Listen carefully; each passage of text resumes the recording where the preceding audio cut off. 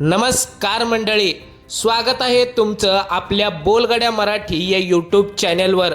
आज आपण बोलणार आहोत एका अत्यंत महत्त्वाच्या विषयावर। आमदार गोपीचंद पडळकर यांनी 2029 पर्यंत जत तालुका नंबर 1 करणार हे आश्वासन दिलं होतं। हे विधान तुम्हा सर्वांना आठवतच असेल।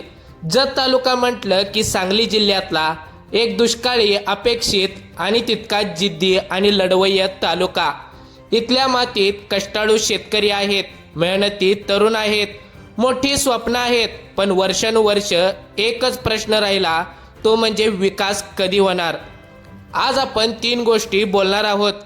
पडळकर साहेबांनी आतापर्यंत काय केलं, जत तालुक्याची खरी समस्या काय आहे आणि जनतेने आता काय भूमिका घेतली पाहिजे। मंडळी, आधी बोलूया पडळकर साहेबांबद्दल। आमदार गोपीचंद पडळकर हे फक्त आमदार नाही आहेत, ते जत तालुक्याच्या मातीतून उठलेला एक आवाज आहे। धनगर समाजाच्या आरक्षणासाठी त्यांनी वर्षानुवर्ष लढा दिला। पाणी योजनेसंदर्भात अनेक कामं केले, रस्त्यावर उतरले, आंदोलनं केली, पण ते कधी झुकले नाहीत। शेतकऱ्यांच्या प्रश्नासाठी ते नेहमी आघाडीवर राहिले। विधानसभेत जत तालुक्याचा आवाज त्यांनी कधी दबू दिला नाही। महायुती सरकारमध्ये त्यांचा दबदबा आहे आणि हाच दबदबा जत तालुक्यासाठी वापरण्याची ही योग्य वेळ आहे। म्हैसाळ योजनेचं पाणी, रस्त्यांसाठी निधी, शेतकऱ्यांचे प्रश्न यांसाठी त्यांनी सातत्याने पाठपुरावा केलाय। पडळकर साहेब, तुमच्यावर जत तालुक्याचा विश्वास आहे आणि तो विश्वास सार्थ करण्याची ताकद तुमच्यात आहे। आता थेट बोलूया जत तालुक्याची जमिनीवरची परिस्थिती काय आहे। मित्रांनो, आपण स्वतःला फसवून चालणार नाही। एक साधा प्रश्न विचारा तो स्वतःला, माझ्या मुलाने किंवा मुलीने जत तालुक्यात राहून आपलं भविष्य घडवता येईल का? आणि का कठीण जातंय? त्या पाठीमागं काही कारणं आहेत। पहिला प्रश्न म्हणजे पाणी नाही। जत तालुक्यात शेती आहे, जमीन आहे, कष्टाळू हात आहेत, पण अनेक ठिकाणी अजूनही पाण्याचा प्रश्न तसाच आहे। शेतकऱ्याच्या शेवटच्या बांधापर्यंत अजून देखील पाणी पोचलेलं नाही, परंतु येत्या काही काळांमध्ये पाणी पोचेल अशी आपण आशा करूया, कारण सिटी भागामध्ये अनेक ठिकाणी पाण्याचा प्रश्न सुटताना दिसत आहे। अनेक ठिकाणी पाईपलाईनची कामं सुरू आहेत। मुद्दा नंबर 2, रोजगार नाही। तरुण पोरं शिकतात, पण नोकरी कुठे आहे?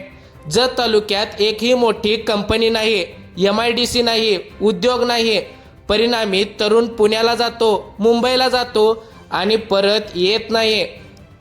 नंबर 3, शेतकऱ्याला बाजारभाव नाही। शेतकरी राबतो, कांदा पिकवतो, डाळिंब पिकवतो, पण बाजारभाव मिळत नाही, कारण कोल्ड स्टोरेज नाही, प्रोसेसिंग युनिट नाही। माल सडतो, शेतकरी रडतो आणि रडतच राहतो। नंबर 4, रस्ते नाहीत।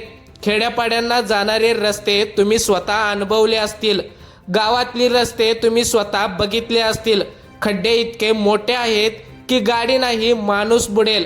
पावसाळा असो किंवा उन्हाळा, रस्त्याच्या समस्येला जतकरांना सामोरे जावं लागतंच। परंतु आपण विश्वास ठेवू की येणाऱ्या काही काळांमध्ये रस्त्याचं सुद्धा काम लवकरात लवकर होईल। 5वा मुद्दा म्हणजे आरोग्य सेवा। गावात दवाखाने नाहीत, दवाखाने आहेत तर त्या ठिकाणी योग्य सुव्यवस्था नाही आहेत। सरकारी हॉस्पिटल नावापुरतेच राहिलेत आणि जतमध्ये एखाद्याला अडचण आली, एखादा आजारी पडला, ॲक्सिडेंट केसेस असतील तर सांगलीसारख्या ठिकाणी न्यावं लागतं आणि रस्त्यात कधी कधी मृत्यू देखील होतो। आता मंडळी, सर्वात महत्त्वाचा भाग, अरे होईल की विकास? गडबड काय आहे? चाललंय ते चालू दे, आपल्याला काय करायचं आहे? थांबा, 1 मिनिट विचार करा। हे चालू द्याचं धोरण जतकरांनी किती वर्षापासून ठेवलंय? 10 वर्ष, 20 वर्ष की 30 वर्ष? आता जतकरांना स्वतःला प्रश्न विचारावा लागेल, आतापर्यंत ज्या ज्या नेत्यांना तुम्ही निवडून दिलं, जतकरांसाठी, जतच्या जनतेसाठी नेमका विकास कोणत्या पद्धतीने आणि कशामध्ये झालाय हा विचार करायला जतकरांना लागेल। आता परिणाम काय झालाय की तरुण पिढी जत सोडून चालली आहे। शेतकरी कर्जाच्या विळख्यात अडकलाय, गाव ओस पडत चालली आहेत, अनेक घरांना कुलप लागत आहेत। जत तालुका मागेच राहिला। आता आपल्या मुलांचा तर तुमची पुढची पिढी जत तालुक्यात राहणार नाही. हे कटू सत्य आहे, पण हेच सत्य आहे. मित्रांनो, लोकशाहीत खरी ताकद जनतेची असते. आमदार साहेब काम करायला तयार आहेत, सरकारमध्ये त्यांचं वजन आहे, पण जनतेने जागरूक राहिलं नाही तर कुठलाही नेता पूर्ण काम करू शकत नाही. तुम्ही काय करायला हवं? आवाज उठवा, ग्रामसभेत उपस्थित राहा, त्या ठिकाणी बोला, तुमचे प्रश्न विचारा आणि फक्त टाळ्या आणि फटाके वाजवण्यापुरते मर्यादित राहू नका. कारण सगळ्यात महत्त्वाचा विषय म्हणजे जतचा विकास आहे. स्थानिक नेत्यांना, आमदारांना, नगरसेवकांना तुम्ही विचारलं पाहिजे, पाण्याचं काम कुठपर्यंत आलंय, रस्त्याचा निधी कोणत्या एरियासाठी आलेला आहे, कोणत्या भागात किती रस्त्याचे काम होणार आहेत. आता मित्रांनो, सोशल मीडिया सगळ्यात पॉवरफुल प्लॅटफॉर्म झालेला आहे. तुमच्या गावातील समस्यांचा फोटो काढा, व्हिडिओ काढा, सोशल मीडियावर टाका. आवाज मोठा झाला की काम लवकर होतं. कुठल्या योजनेचा किती निधी आला, किती काम झालं, बाकी काम कधी होणार, हा हिशोब मागणं तुमचं काम आहे. पडळकर साहेबांनी आश्वासन दिलंय. आता आपण सांगूया कोणती कामं जलद गतीने व्हायला हवीत. दुसरी प्राथमिकता म्हणजे रोजगार. एखादी MIDC, एखादा औद्योगिक क्षेत्र जत तालुक्यात आणा.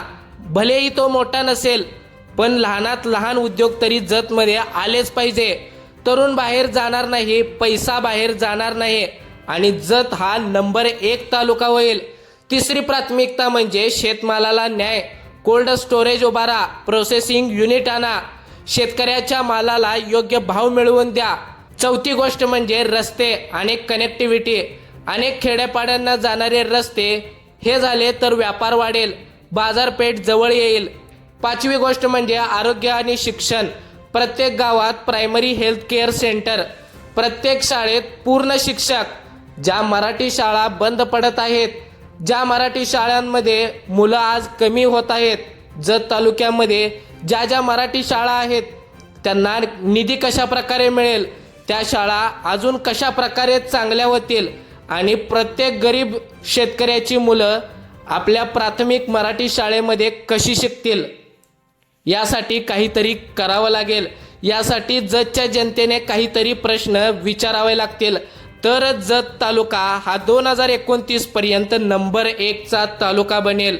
आमदार साहेब त्यांचं काम करत आहेत, फक्त तुम्ही त्यांना पाठिंबा द्या. आणखीन काही प्रश्न असतील तर मांडा.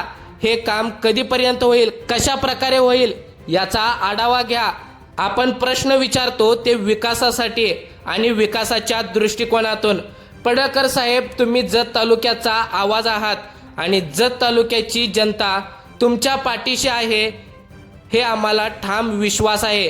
येणाऱ्या 2029 पर्यंत आमदार गोपीचंद पडळकर साहेब जत तालुक्याचा चेहरा मोहरा नक्कीच बदलतील.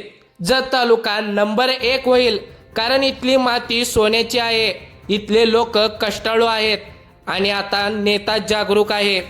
तर मंडळी, जत तालुक्याच्या प्रत्येक नागरिकाला एकच विनंती, जागे व्हा, आवाज उठवा, एकत्र या, प्रश्न विचारा आणि तुमच्या मुलांचं भविष्य जत तालुक्यातच घडवायचं असेल तर आता बोलायला हवं, आता लढायला हवं. गप्प बसणं म्हणजे अन्यायाला परवानगी देणं. पडळकर साहेबांनी आश्वासन दिलंय, जनतेने ते पूर्ण करून घ्यायचंय. हा व्हिडिओ जास्तीत जास्त जत तालुक्याच्या प्रत्येक लोकांपर्यंत पोहोचवा, शेअर करा, फॉरवर्ड करा, कारण जागृती हीच खरी क्रांती आहे.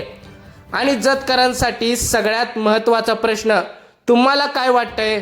खरंच 2029 पर्यंत जत तालुका नंबर 1चा तालुका होणार का? जत तालुक्यात अजून कोणकोणती विकास कामं रखडलेली आहेत? तुमचं मत कमेंटमध्ये नक्कीच सांगा. भेटूया पुन्हा एकदा अशाच माहितीसोबत. तोपर्यंत जय हिंद, जय महाराष्ट्र.